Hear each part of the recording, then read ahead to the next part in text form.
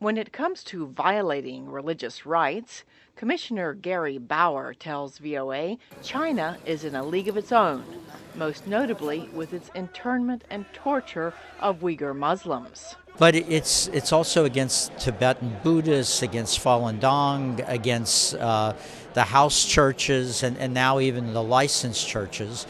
And there's one theme in all of this, that anytime the Chinese government sees that one of their citizens might feel a loyalty to something other than the Chinese Communist government, they're threatened by that, and they do everything they can to try to stamp it out. Bauer says the U.S. knows which Chinese officials are responsible for severe religious freedom violations, and it needs to name them and press Chinese leaders to immediately set Uyghurs and other Muslims free.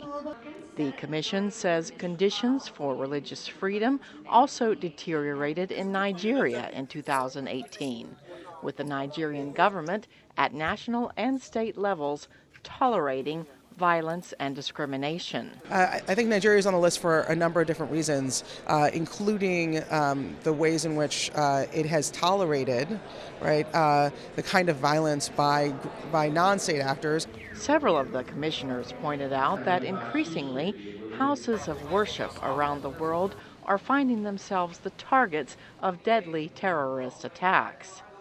Democratic Congressman Jim McGovern agrees. We saw the terrible tragedy that just recently happened in California, another attack on a synagogue. We see attacks against the Muslim population in the United States and around the world. We've seen Christian churches being a focus of attacks here in the United States. So when we talk about religious freedom, it's not just halfway around the world, it's halfway down the block. McGovern and Republican members of Congress said protecting houses of worship and religious freedom around the world is one issue that Americans across the political spectrum can agree on. Cindy Saine, VOA News, the State Department.